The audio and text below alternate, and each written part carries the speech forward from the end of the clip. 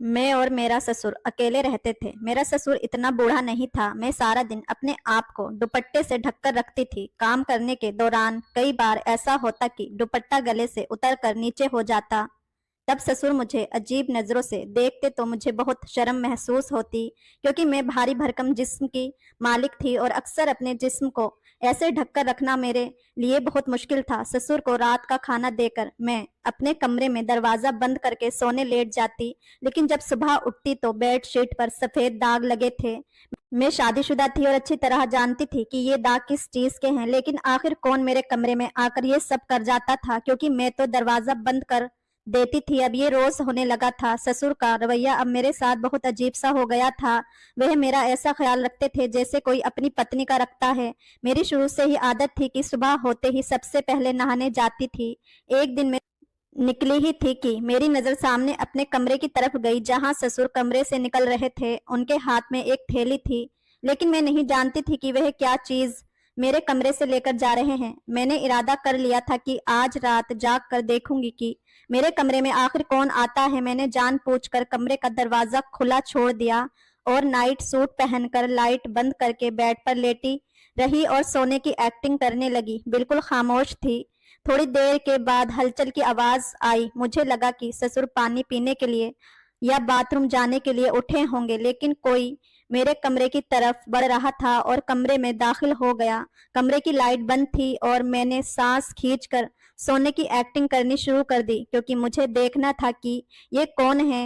लेकिन अगले ही लम्हे से बर्दाश्त करना मुश्किल हो गया था, जब ससुर ने मेरे दोनों मेरा नाम तृप्ति है। मेरे खानदान में से इस दुनिया में कोई भी जिंदा नहीं था सिवाय मेरे एक चाचा के। उन्होंने मेरी शादी करवा दी, लेकिन मेरे चाचा कोई जालिम किस्म के नहीं थे। वह तो बहुत अच्छे इंसान थे। जब मेरी शादी हुई उस वक्त मेरी उम्र 17 साल थी। मैं बहुत ज्यादा खूबसूरत थी, लेकिन जो घर उनको मेरे लिए मिला वह कोई इतना खास अमीर भी नहीं था और ठीक ठाक भी नहीं था। लेकिन उनके पास भी और कोई चारा नहीं था, क्योंकि उनकी पत्नी बिल्कुल भी अच्छी नहीं थी। कोई भी अच्छा रिश्ता आता तो वह कहती थी कि अपनी बेटी के बारे में सोचो, इस तृप्ति को बस जल्दी जल्दी घर से निकाल दो, नहीं तो मेरी बेटियों के रिश्ते भी नहीं होंगे। क्योंकि जो भी घर आता था वह मुझे ही पसंद कर लेता था।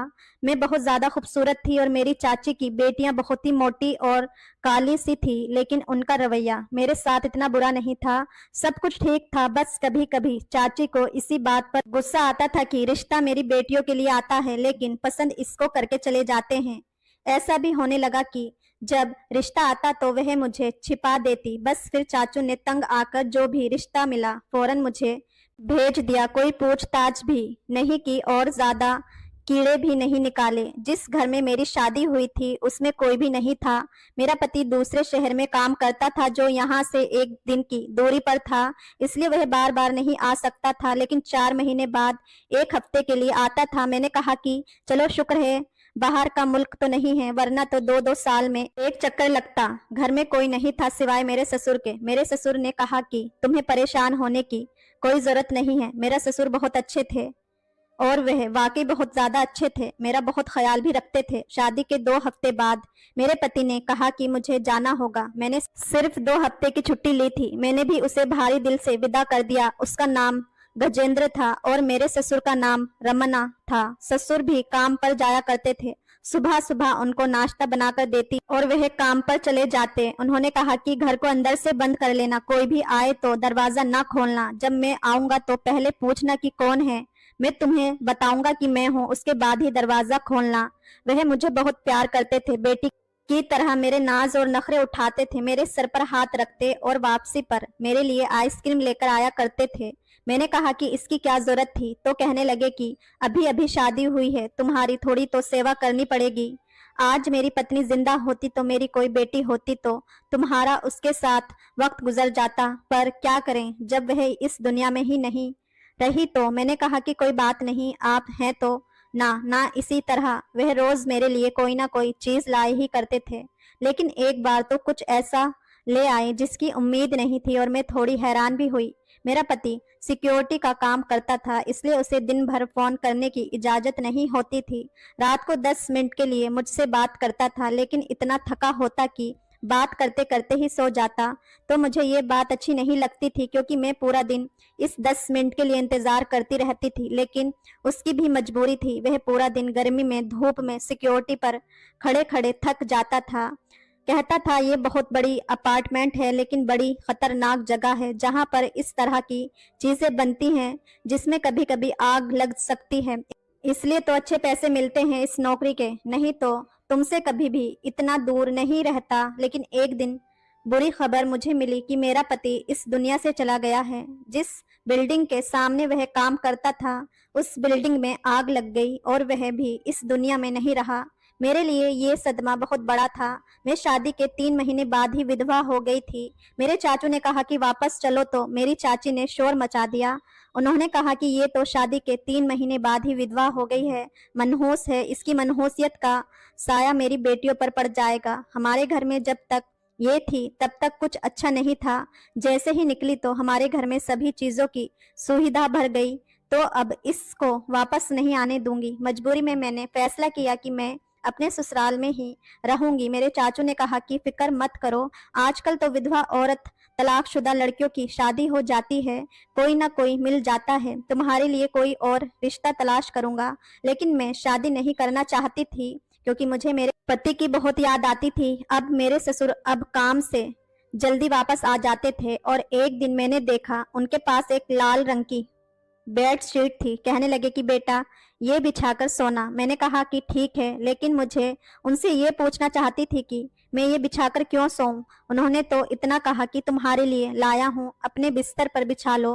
मैंने कहा कि घर के लिए लाए होंगे, वैसे भी इस घर में कोई इतनी ज्यादा चीज नहीं थी और मुझे दहेज देने वाला भी कौन था।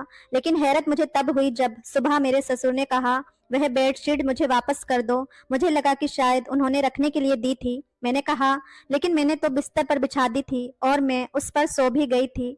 उन्होंने कहा कि कोई बात नहीं, अच्छा किया जो उस पर सो गई, लेकिन अभी मुझे वापस करो। मैं वह बेडशीट उठाई और अपने ससुर को वापस दे दी। उन्होंने थैली में डाल ली और अपने साथ ले गए। देखने में तो नई लग रही थी, लेकिन शायद महंगी ले आए थे इसलिए वापस करने चले गए थे। मैंने भी कुछ ज्यादा सवाल जवाब नहीं किया और बेडशीट वापस कर दी। मुझे मेरे पति की बहुत याद आती थी, लेकिन आज रात को मुझे बहुत अच्छी नींद आई, जबकि पिछले कुछ दिनों से मैं सारी रात रोती रहती थी। रो रो कर तबीयत खराब हो गई थी। ऐसा लगता था कि सब झूठ है। अभी वापस आ जाएगा मेरा पति और आकर कहेगा कि वह खबर झूठी थी। मैं तो बिल्कुल ठीक हूँ, मुझे तो कुछ नहीं हुआ है।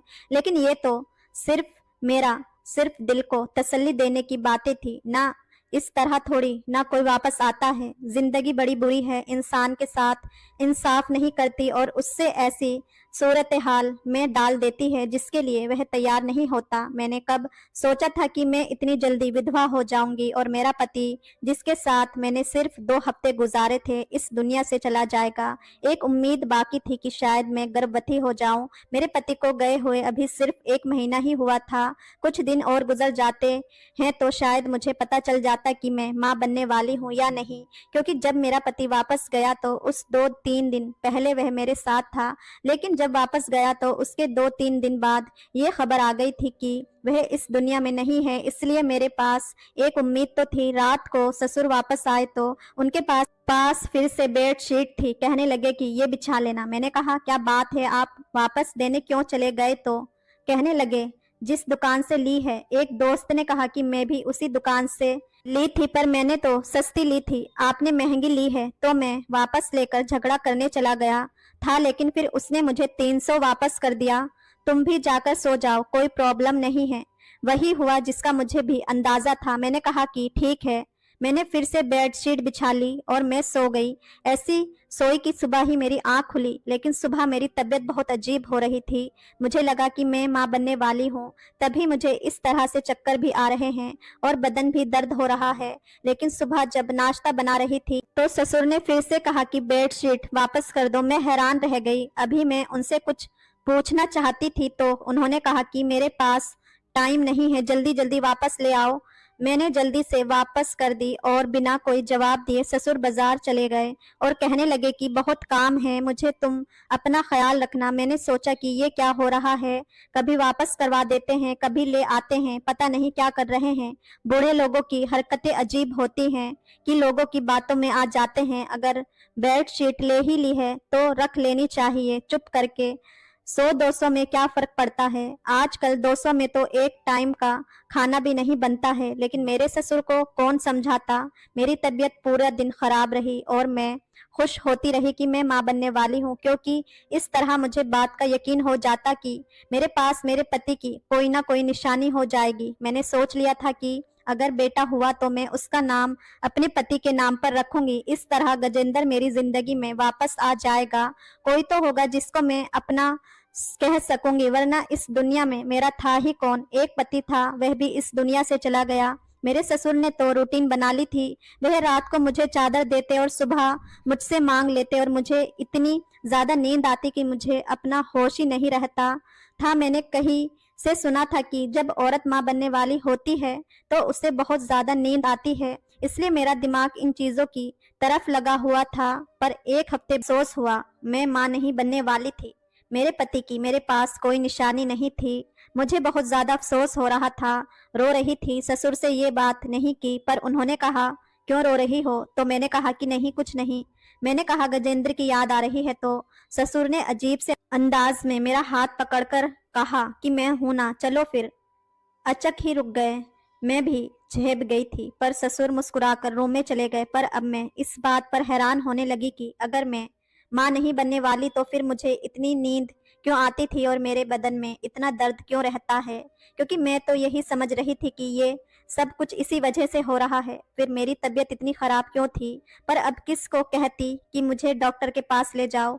ससुर को कहती तो अजीब लगता, चाचा को कहती तो वह भी क्या सोचते। काश कि मेरा पति जिंदा होता, उसके साथ ही चली जाती। लेकिन फिर तकलीफ ज्यादा बढ़ने लगी। हर रात को अजीब सी नींद आती, पता नहीं चलता था कब सोई हूँ कब जागी हूँ। और एक दिन ऐसा दृश्य देखी कि मैं हैरान ही रह गई। मेरे ससुर खुद ही उस चादर को धो रहे थे। मैं हैरान थी कि ये चादर क्यों धो रहे हैं। उनको क्या लगता है, क्या मैंने इस चादर को गंदा कर दिया है, और अगर वैसे ही उनको गंदी लग रही है तो मुझसे कह देते, मैं धो देती। लेकिन उनका इस तरह धोना क्यों था। वह तो चादर मेरे कमरे में होती थी। मुझे ऐसा लगता था कि मेरे ससुर बेटे के जाने के बाद पागल हो गए हैं।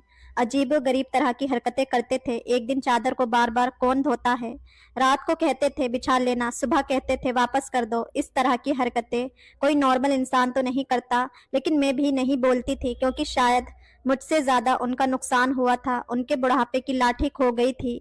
मेरे पति की लाश भी तो नहीं मिली थी। बस इतना बताया गया था कि वह इस दुनिया से चला गया है। क्योंकि बिल्डिंग में आग लग गई थी, इसलिए ज्यादातर लोगों की लाश नहीं मिली थी। आखिरी बार मेरे ससुर ने भी उनको जी भर के नहीं देखा था और मैं भी नहीं देख पाई थी। इसलिए शायद हमारे अंदर दुख भरा गया था और इस दुख को निकालने के लिए वह अजीब गरीब किस्म की हरकतें कर रहे थे।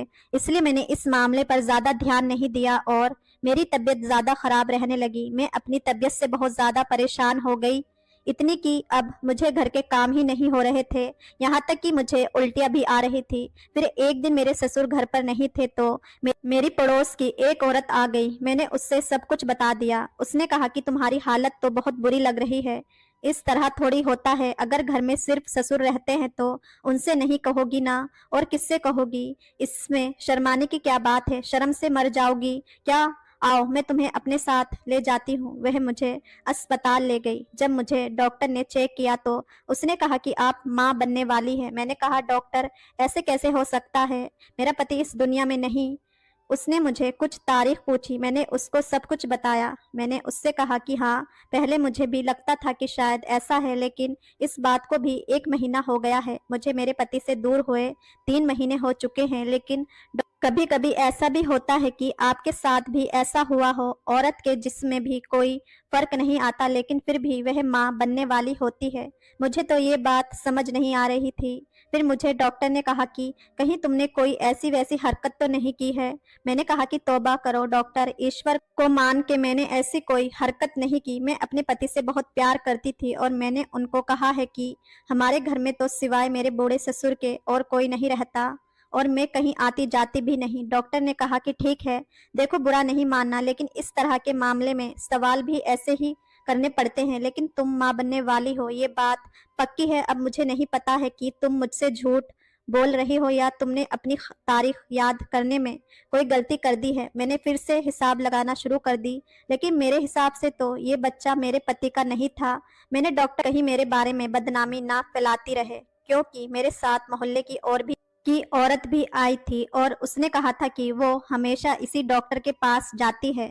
तब तो वो बाहर बैठी थी, लेकिन कल को मेरे बारे में पूछ लेती तो मसला हो जाता। मैंने कह दिया कि आप ठीक कह रही हैं डॉक्टर, मुझसे तारीख गिनने में गलती हो गई है। डॉक्टर ने मुझे कुछ दवाइयाँ लिख कर दी और उसने कहा कि आपकी सेहत बहुत ज़्यादा ख़राब है, आपको अपना बहुत ख्याल रखना है। पर मैं ये सोचकर हैरान थी कि ये बच्चा किसका है, मेरे साथ क्या हो रहा था। जब से मेरा पति इस दुनिया से गया था, एक ही हरकत मेरे साथ बहुत ज़्यादा अजीब हो रही थी, जिनका ताल्लुक मेरे ससुर के साथ था। एक तो वह चादर वाली बात और दूसरा मुझे ऐसी बेहोशी वाली नींद का आना।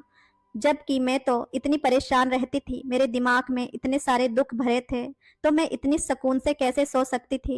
इंसान नॉर्मल जिंदगी गुजारता है तो भी आजकल उसको सुकून की नींद नहीं आती, और यहाँ मेरा हम सफ़र इस दुनिया से चला गया था और मैं ऐसे घोड़े गधे बेचकर कैसे सो रही थी। कोई ना कोई गड़बड़ ज़रूर थी, जिसके बारे में अब मुझे पता लगाना ही था। और मैंने सोच लिया कि मुझे क्या करना है। जो भी मैं कर रही थी मुझे वह नहीं करना था, यानी मुझे एक दिन के लिए अपनी रूटीन बदलनी थी, और मैंने अपनी रूटीन बदली। मैंने खाना नहीं खाया, ये सोचकर कि कहीं मुझे खाने में तो नहीं कोई चीज़ मिलाकर दी जा रही है। पर मैं ये सोचकर हैरान थी कि ये करेगा कौन। रात को ससुर ने फिर से वही बेडशीट मुझे वापस कर दी। अब तो वह बेडशीट इतनी पुरानी हो गई थी, फिर भी उसको इस थैली में डालकर देते थे जैसे कि नई है। पता नहीं अपने साथ लेकर जाते ही क्यों थे। मैंने कहा कि जी ठीक है, बिछाकर सो जाऊंगी, लेकिन आज मैंने बिस्तर पर वह बेडशीट नहीं डाली और बिस्तर पर जाकर लेट गई। लेकिन मैं हैरान थी कि आज मुझे नींद नहीं आ रही थी। मुझे समझ नहीं आ रहा था कि क्या मेरी नींद का ताल्लुक इस बेडशीट के साथ था।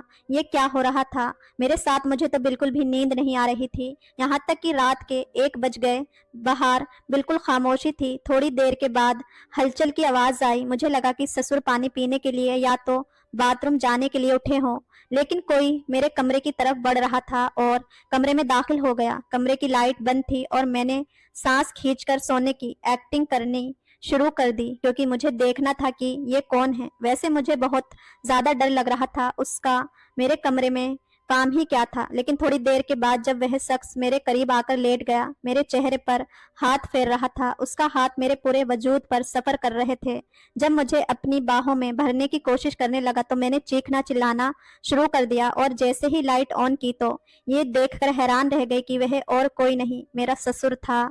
उसने बिस्तर की तरफ देखा और गुस्से से कहा कि चादर नहीं डाली थी।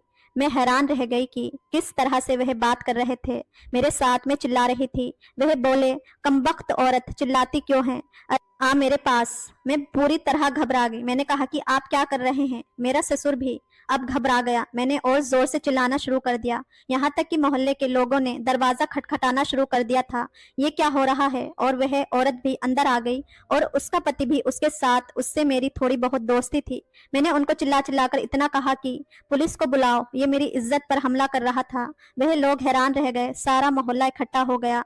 मोहल्ले वालों को इस बात से कोई मतलब नहीं होता है कि किसी की इज्जत बचाना है या नहीं। मोहल्ले वाले दरअसल खुद इतने तंग होते हैं कि अगर कोई चोर या कोई इंसान उनके हाथ लग जाए तो उसे मारकर अपना गुस्सा उसी पर निकालना चाहते हैं। मेरे ससुर को भी दबोच लिया गया था। सब कह रहे थे कि इस मोहल्ले में सारे शरीफ लोग रहते हैं, आप अपनी बहू के साथ क्या कर रहे हैं। मैंने उस औरत को सब कुछ बताया कि मैं माँ बनने वाली हूँ और मुझे नहीं पता ये बच्चा किसका है। मेरे ससुर ने जबान आखिर में खोल ही दी। उन्होंने कहा कि वह इस चादर के ऊपर नींद की दवा लगाकर देते थे।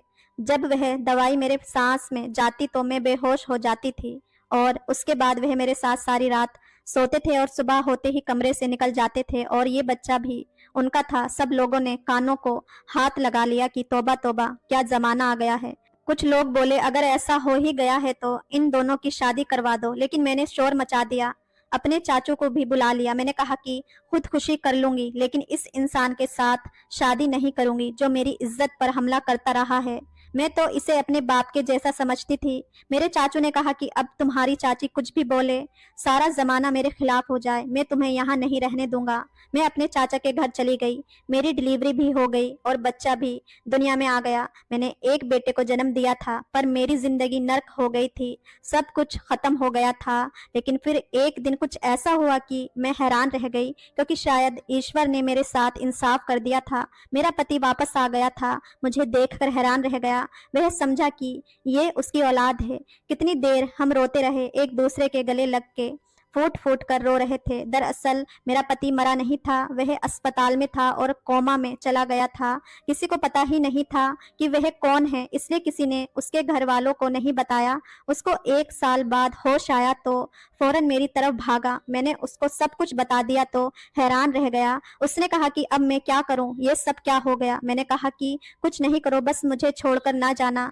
उसने कहा कि आज से मेरे बाप के साथ मेरा कोई रिश्ता नहीं है, बस मैं तुम्हारे साथ हूँ। तुम फिक्र नहीं करो, हम लोग साथ रहेंगे और इस बच्चे को भी पालेंगे। अभी भी ऐसा लगता है कि या तो वह बुरा सपना था जिसको मैं गुजार रही थी, या फिर ये कोई अच्छा सपना है जिसको मैं गुजार रही हूँ कि मेरा पति वापस आ गया। बस अब मैं इस सपने से जागना नहीं चाहती। मैं अपने पति के साथ ही रहना चाहती हूँ, लेकिन बस एक मसला है। आप ही बताएं क्या